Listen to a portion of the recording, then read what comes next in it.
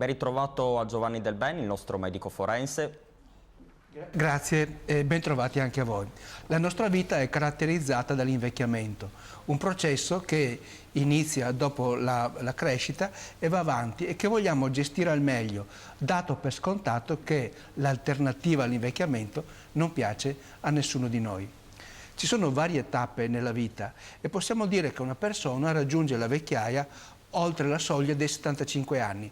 Speriamo che con il progresso fra un po' questo diventi di 80 anni. Una volta, tanto per dire come sono cambiati i tempi, già a 60 anni uno era dichiarato vecchio.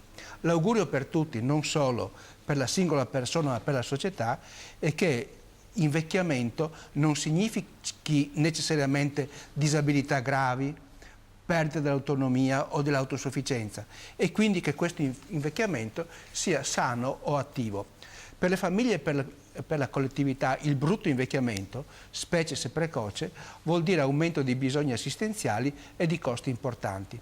Ben venga quindi l'iniziativa europea, fatta propria anche in Italia, di andare verso un invecchiamento sano.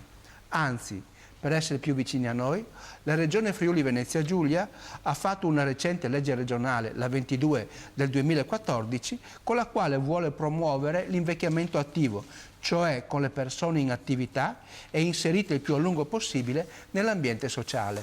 È ragionevole aspettarsi che il prossimo piano sanitario e sociosanitario contenga tante iniziative, tante proposte, affinché anche attraverso le parole prevenzione e riabilitazione, l'invecchiamento possa essere sano o almeno il più sano possibile.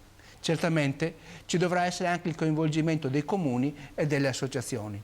Il 9 luglio scorso, ed è per questo che ne parlo, i competenti organismi europei hanno approvato criteri attraverso i quali si potrebbero misurare l'efficacia delle iniziative per l'invecchiamento attivo al più alto livello di salute possibile. Sono sicuro che su questi aspetti sapremo anche valutare politici e amministratori, ovviamente prima che invecchino. Grazie a Giovanni Del Ben.